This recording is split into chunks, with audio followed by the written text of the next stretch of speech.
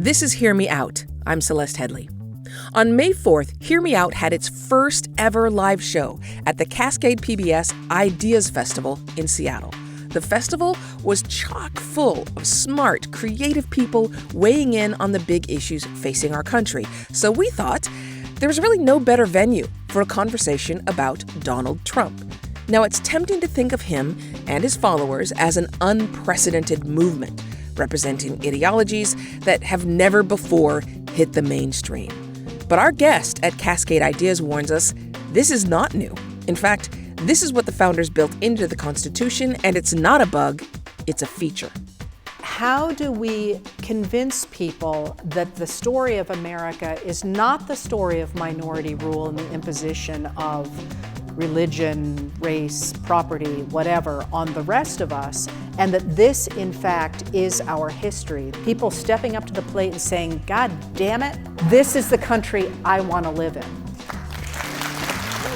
Historian and author Heather Cox Richardson joins me on Hear Me Out in just a moment. We'll be right back.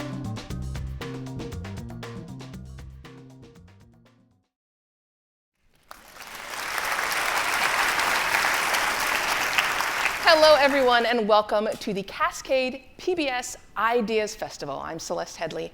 I'm host of Hear Me Out. It's a podcast from Slate. As the November election draws closer, the specter of Donald Trump looms large over this country. But while this situation, the prospect of a convicted criminal securing a party nomination and maybe the White House, that situation is unprecedented. The ideas fueling the MAGA movement are decidedly not. They reach back to the very earliest days of this country. And so we have brought someone on who is an expert in the earliest days of this country. Our guest's most recent book is Democracy Awakening: Notes on the State of America. And it traces those roots, weaving all the way from the vision of the founders to the polarization of today. So please welcome our guest, historian and author, Heather Cox Richardson.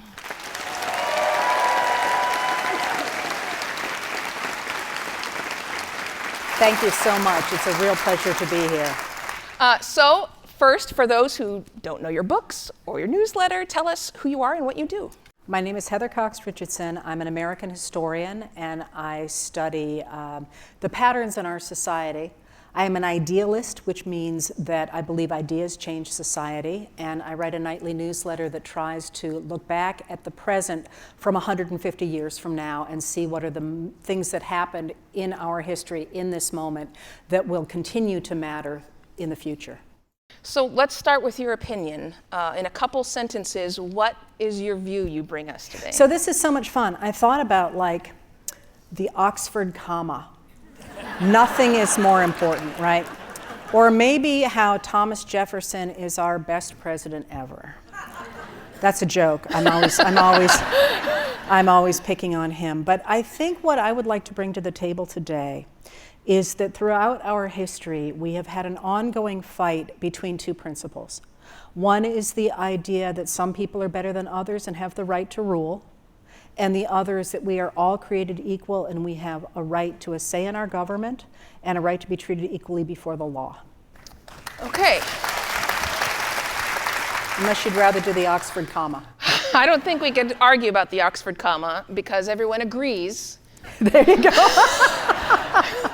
But let's start with that first one, this idea that some people are better than others and have a right to rule. There's well, a ghost God's in the on machine. our side. Yeah.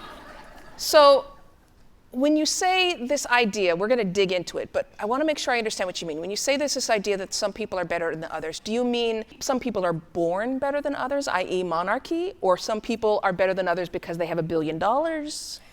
Yes. So what I'm suggesting is that buried within our concept of American democracy in the period of the founders and the framers, the people who wrote the Declaration of Independence and the people who wrote the Constitution, was buried within that concept of democracy the idea that certain people, in their case thinking them, white men of property, were better than women, indigenous Americans, people of color, black Americans, enslaved people, and that they had a right to rule. But within that idea of democracy, what they put in the Declaration of Independence, was also the principle that all people are created equal and have a right to a say in their government. And that is the central tension of our country, and one that I think we're struggling with right now as we try to make decisions going forward in 2024. So I would argue that maybe the founders didn't actually mean that when they said everyone. I mean, they clearly didn't mean people of color. They clearly didn't mean women. And what they put forward in both the Declaration and in the Constitution, and then later in the Bill of Rights, was a very thinly veiled way to keep power out of the hands of the masses and protect property. Well, okay, so the Constitution is property, the Declaration is principles, but I think we're arguing the same point. So we're going to have to back up on this one, because, I think what we're looking at is that if you think about the way we think today about American history. Right. We have some people saying it is the best thing since sliced bread. Nothing has ever gone wrong. Occasionally you had some people acting poorly, but that was a blip.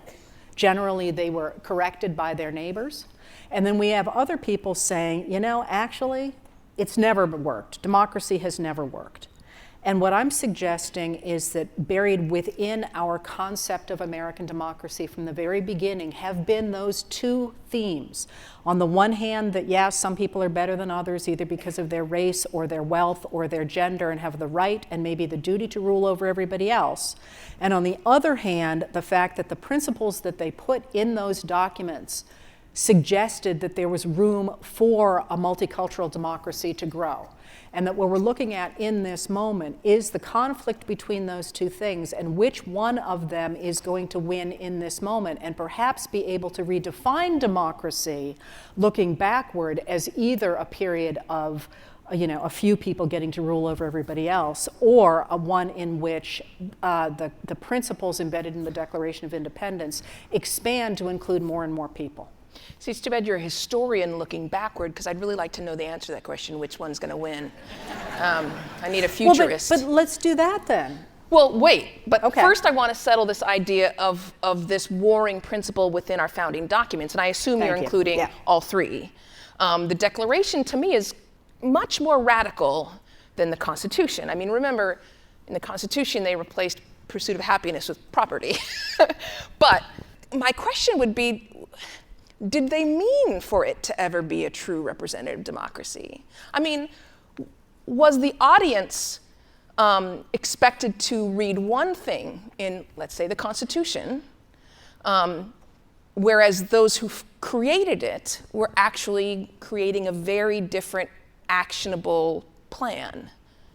So the Declaration is the one that replaces property with pursuit of happiness. Right. And this is so cool, because I've always wondered about that, because it seemed like, they were trying to convince a whole bunch of people who didn't have any property that they should get behind a revolution to protect property, and that didn't work very well. But you know what it turns out they were up to, which I find fascinating, is that was a definition of unalienable rights, and you can alienate property. And to alienate something means that you cannot give away the right to your life.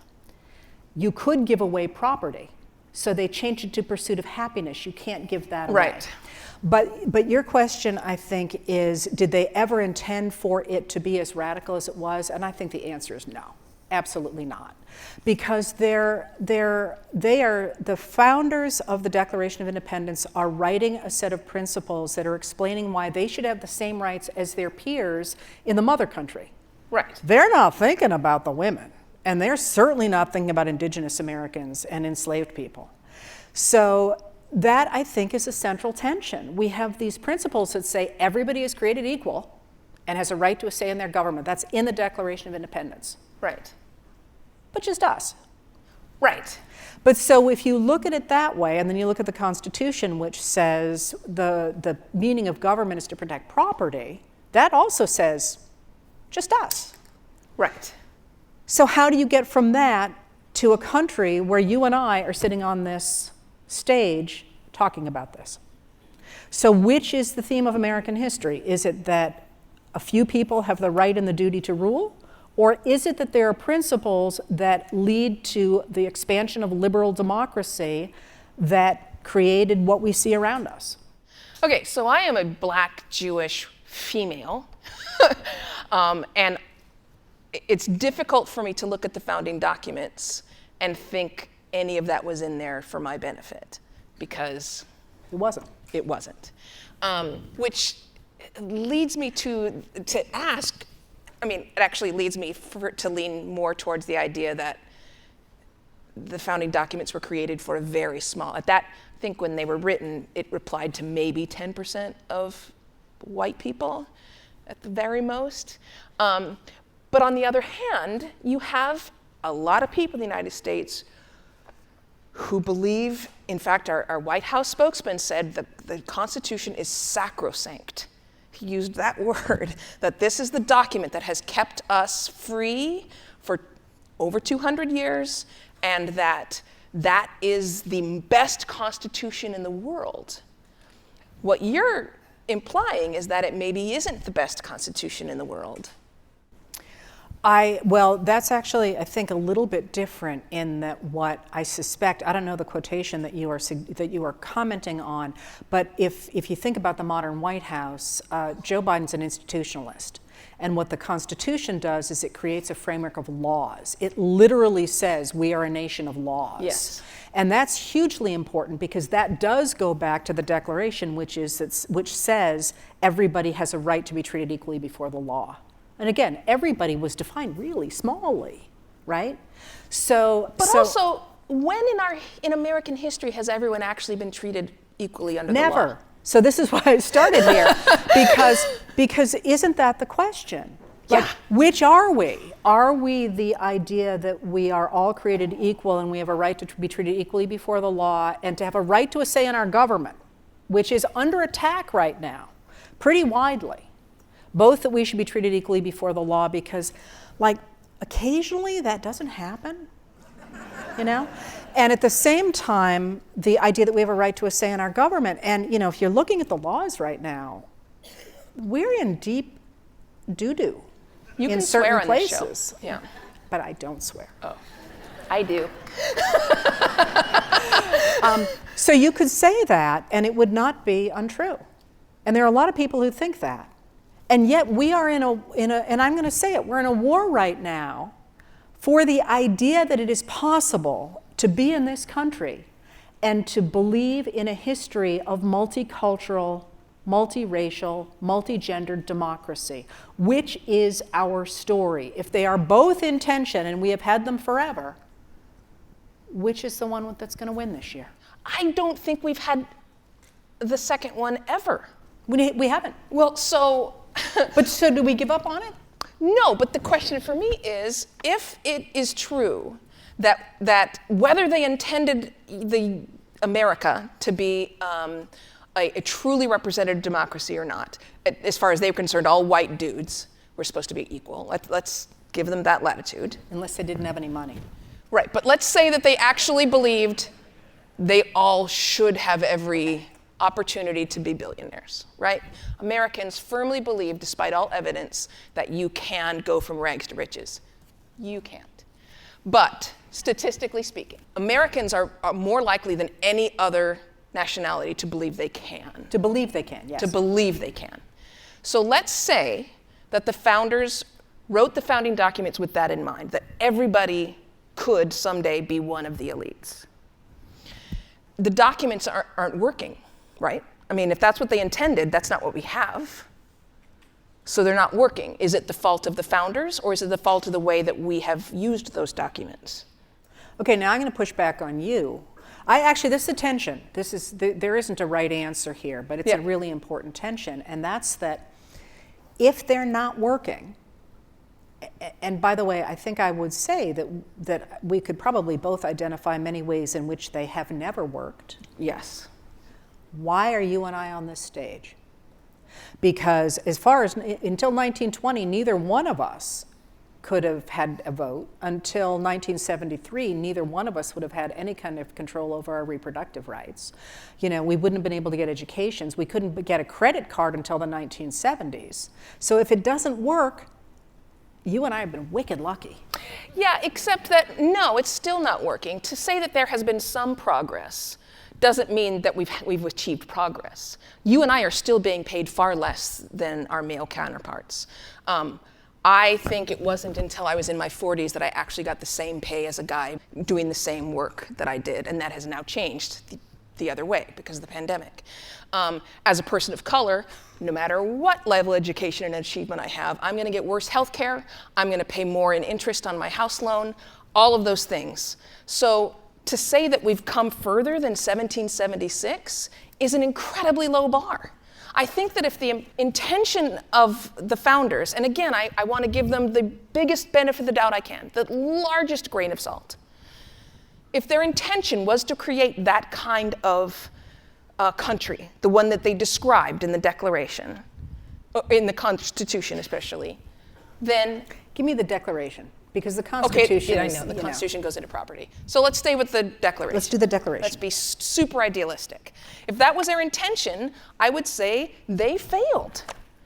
Was it the failure of the documents, or our failure to amend them as time changed, or as we learned better? So I do want to point out that was 250 years ago, and they are just documents. And this is one They're of the sacrosanct. Well, I didn't say that. I didn't say that. But I do think the concept of the rule of law is sacrosanct. And the Constitution, I am a big believer in amending the Constitution, but the 14th Amendment is sacrosanct. The 14th Amendment that says that everybody has to be treated equally before the law is gospel. The fact that it has not been honored in our past is a problem. So that goes back to where I started. Are we a nation that really believes what was in that very problematic document that says we're all created equally and we have a right to be treated equally before the law and have a say in our government? Or are we a nation that says, well, those are very nice words, but really a few white guys should run everything? Okay, so we have to take a break.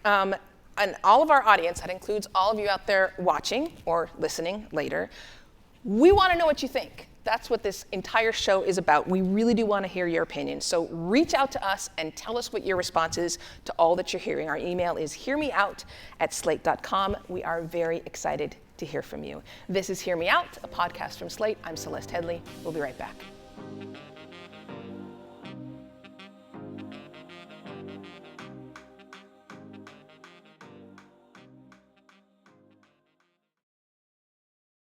I'm Celeste Headlee. This is Hear Me Out, a podcast from Slate, and we are speaking with historian Heather Cox Richardson, and we're talking about what kind of nation we want.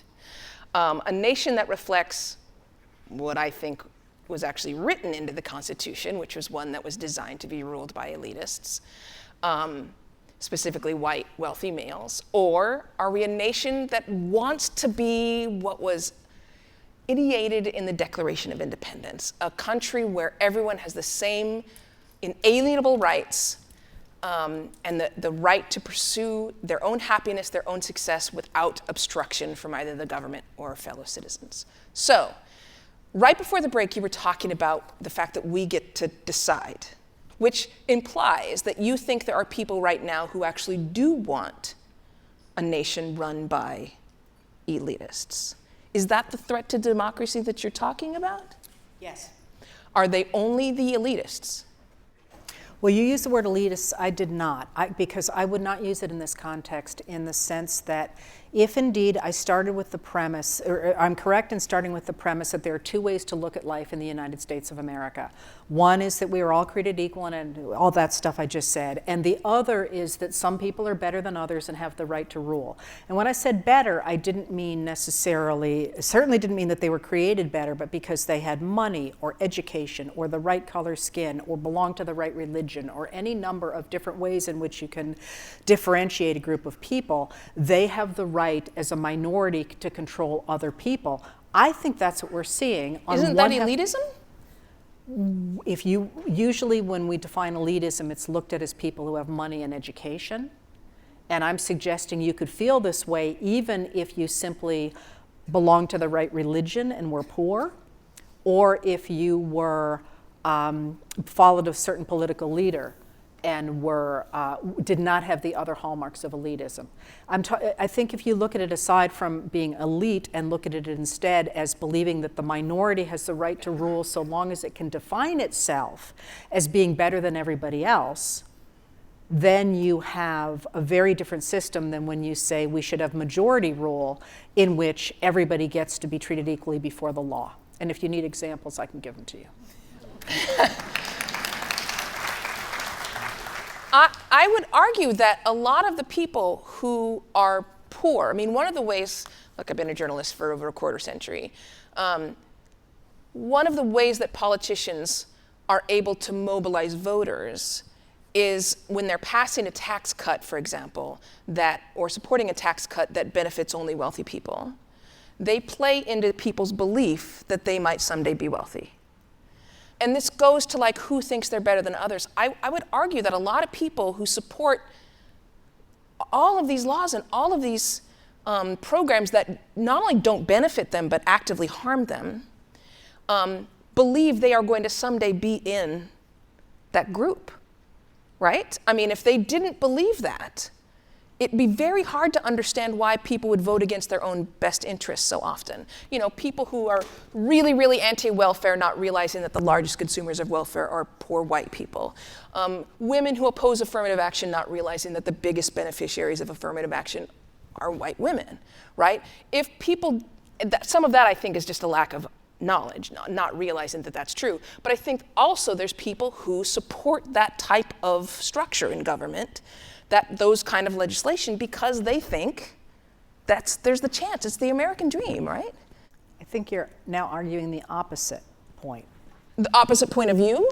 Of where we started, in that I think that you're correct, but I would suggest that what you are describing is the mobilization of a population based on a narrative that offers them the idea that they too are better than those other people who aren't going to work hard for a living, who aren't going to rise, who aren't going to do anything. So even though they are not somebody that I think by most metrics would be considered elite, you have just said they want to be part of that minority that can rule over the rest of us who, you know, want schools and roads and hospitals. For me, that's their definition of America. That definition of America, a place where you can become one of the people who gets to buy social media companies and start banning people, that idea is their definition of America, right? Like that's what they love the most. They may also buy into the whole liberty and freedom thing, but for many of those people, the number one thing they like, right, is freedom, right? In past years, it would have been states' rights, autonomy and the individual and pulling yourself up by your bootstraps. Maybe when we're talking about the definition of what is going to win out, I think for a lot of people, that one wins because they think that's the most important. Would you say then, do you think, that I would say that then feeds into the idea that certain people are better than others. Exactly. And that therefore, that in fact we don't want to have a multicultural democracy, which is majority rule. We want to have minority rule, which takes us right back to the negative side of the Founding Fathers. Right, but the question I think that we're talking about is what has been America's story and what will be America's story going forward. Okay. And I don't think we ever have had, you and I agree, at least we agree on that. We've never had what was described in the Declaration of Independence, not for everybody. And I think that there are a large percentage of Americans, agree with them or don't, who, if you get down to brass tacks, don't want that. Don't want that. Okay, this is where we should have started, because the real interesting thing for me is, if that's the case, how do you convince a population, and in fact we know statistically that 80% of us, for example, want common sense gun Yes. safety legislation, and more than 70% of us want the ratification of Roe v. Wade into law, and we want these things that are really popular. But how do we convince people that the story of America is not the story of minority rule and the imposition of religion, race, property, whatever, on the rest of us, and that this, in fact, is our history, the idea of a multicultural, multiracial, multigendered democracy, which, in fact, if you look at our history, you look at the civil rights movements, you look at the Civil War, you look at World War II, you look at, the Lakota Wars, you look at any of these moments in our history that have expanded democracy, I look at them and what I see is the popular recognition of the fact that democracy is always a work in progress. It is never done, and what makes the difference between minority rule and majority rule, the negative and the positive sides, if you will, is human agency. People stepping up to the plate and saying, God damn it, I do swear. This is the country I want to live in.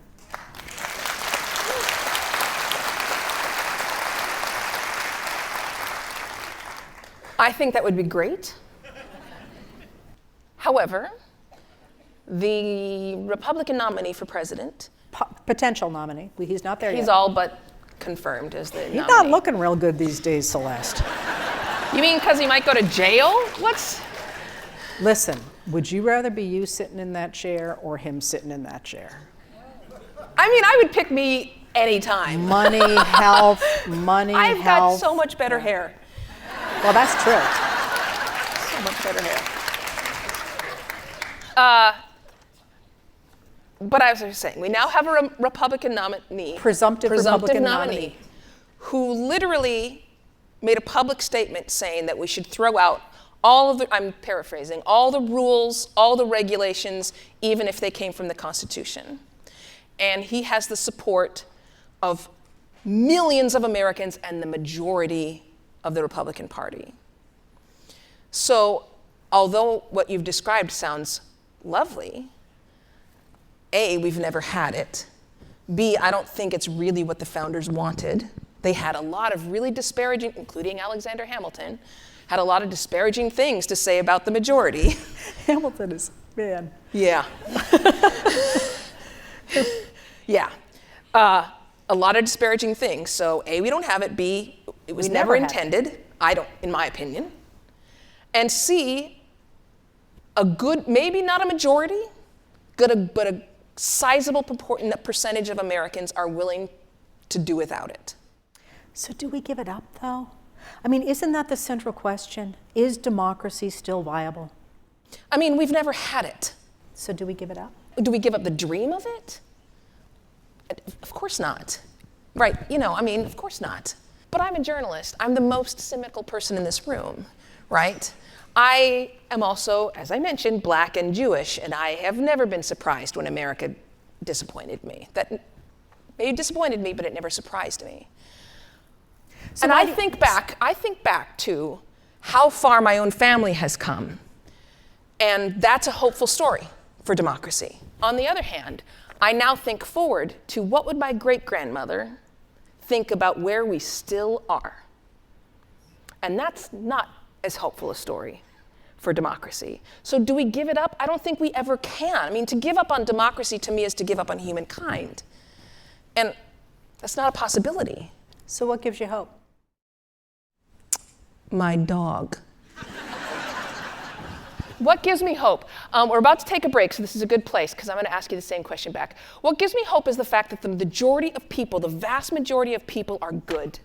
The vast majority of people, if you drop stuff, they will lean over and pick it up. If you're walking down the grocery aisle, they will step aside and say, excuse me. The majority of people are good and want to help. And that is true. I don't care who you voted for. Politics gets us all screwed up, but I truly believe that one-on-one, person-to-person, the vast majority of people on the planet don't want to hurt anybody. Sadly, things go awry. But before we take a break, what gives you hope? You want to give me hope after the break? You're supposed to give me hope. But yeah, we'll take a break first. This is Hear Me Out, a podcast from Slate, and we'll be right back.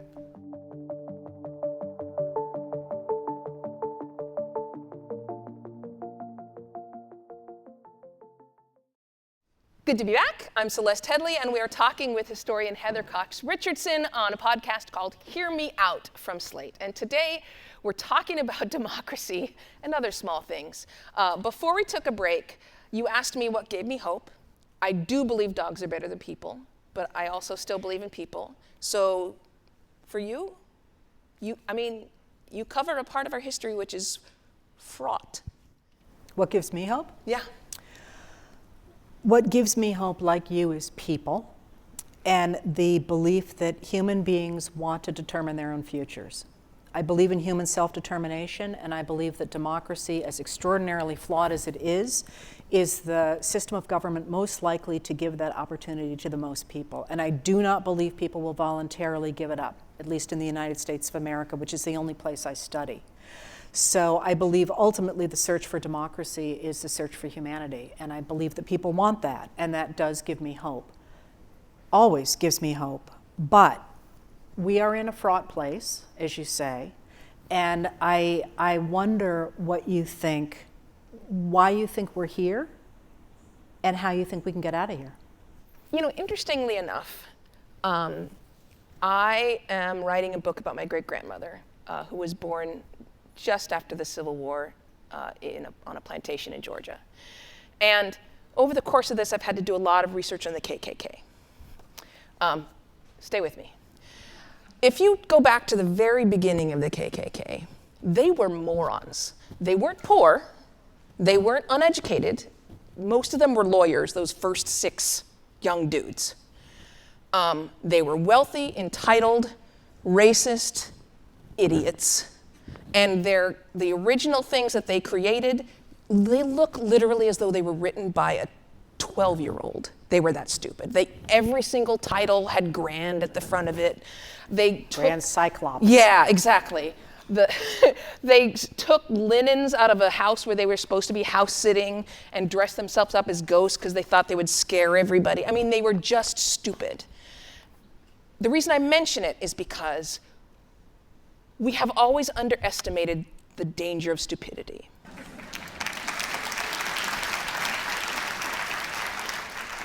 We have always underestimated when we can laugh at someone, we don't take them seriously. And this is not political. You're going to hear it however you like. I'm an independent, but I will say we have always underestimated clowns. And people who are ridiculous are often deadly serious. And I think that's where we are now. The other reason I think that we're here is that we have returned to a part of our nature which is evolutionary, which is the part of our nature which is defensive, which is driven by our amygdala and threat and fear, and we now demonize literally anyone who doesn't vote the way that we vote. If we see someone in a MAGA hat, we think we know everything we need to know about them. If we see someone in a Bernie Sanders shirt, we think we know everything we need to know about them. And we are ready to argue with them, and we are not ready to sit down and have dinner with them. And I think that's another reason that we're here. Do you think it's in part that we have taken so for granted our institutions of democracy that we cease to defend them? I am not taking for granted the fact that you are interviewing me now. So it is a little known fact that I'm a teacher, but I actually began as an interviewer, and it's a much more interesting place for me because I already know what I think, but I don't know what you think. It's much more interesting for me too, and I'd like to return to it.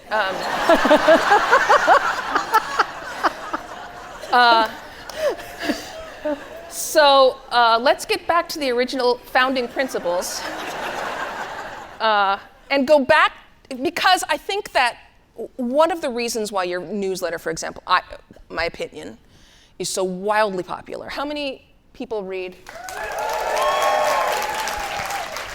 I think because you have this gift, first of all, for not speaking like an academic. You speak plain language and you give us context. You help us see the things that are precedented and unprecedented and what that means. And in a certain way, as serious as the things you're talking about are, it makes me comforted that we've, in some cases, been through this before. And you often give me hope for democracy, because it's like, well, it weathered that. maybe it could weather this too. But you started this conversation by saying that we're at war. And I know you're a historian and you don't use words loosely, which means that this question you have posed, you think the answer could lead to conflict, like real conflict. Oh, well, yes, but I want to be really clear. I think we already are in conflict. And I'm going to say a couple of different things there. We have unprecedented numbers of guns in our streets, and people are dying in huge numbers every day. And we're so inured to it, it doesn't hit the news every day. But one of the things that always jumps out to me is if you look at the 1880s, people struck all the time. And people's diaries didn't say, oh my God, there was another strike, because everybody was just striking. And nowadays, again, I always try and look back as if I'm 150 years on. I actually have somebody I imagine out there. She's a graduate student, and that's why I try and write every night. Because if you've ever tried to do research, as I'm sure you know now, there is nothing worse than going to the source that's always there for you and saying, what did he have to say about, Chancellorsville? And you get there and he's like, took the day off. And you're like, no. But if anybody from 150 years looks back at this moment in the United States of America, and they will look at the numbers of guns in our streets and the number of people dying from mass shootings and go, what the hell were they thinking? And so there is that level of violence. But I think the war that we are in, and I am not using that term loosely, is a war of ideas. And again, I'm an idealist, but it's a war, I think, between those two principles. And it is not limited to the United States of America. There is a struggle globally between the ideas that some people are better than others and have the right to rule over their people and perhaps other peoples, and those of us who are standing on the side of the idea that we are all created equal and have a right to be treated equally before the law and to have a say in our government. And we are, I think, increasingly aware that it's happening in the United States of America. But once we finally wake up to the fact that this is actually a struggle going on globally, it will be a very good thing for us to recognize and to put some muscle into it. I think, though, that we have just a few minutes left, and I will give you the last word here, but I think one of the things that prevents us from reaching that ideal is a complete misunderstanding of history. When you talk, I'm doing the best I can.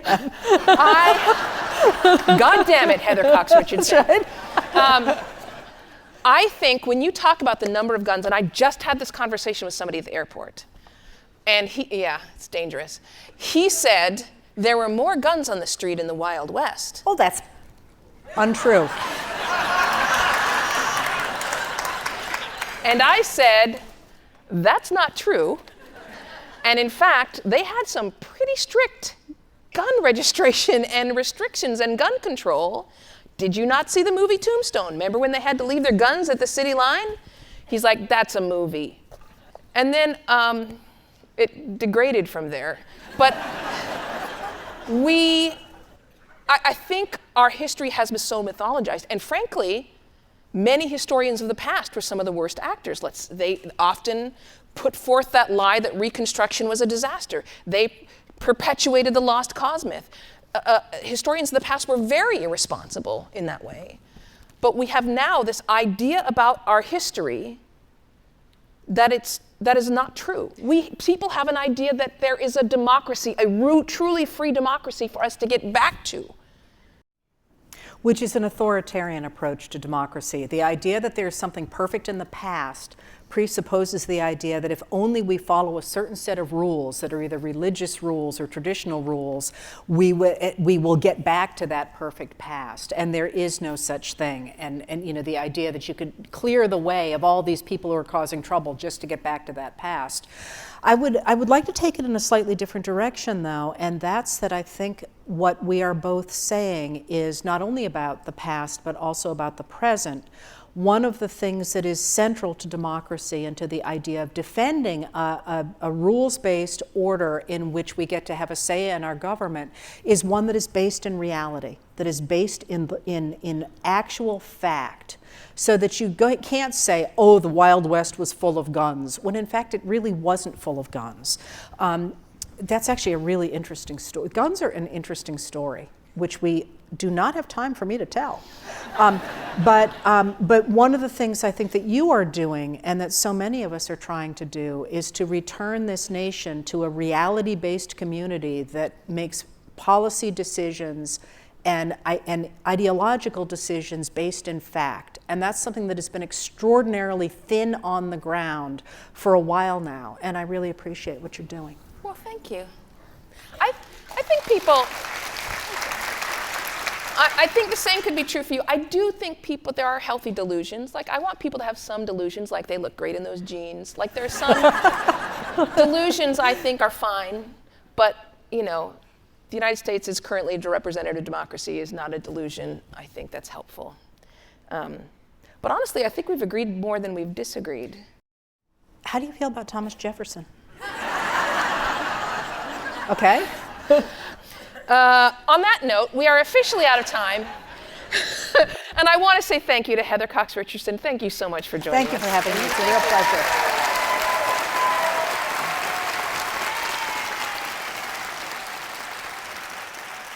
Thanks once again to Heather for joining us, and to Cascade Public Media for inviting us to be part of the Ideas Festival, and to the live audience who joined us in Seattle.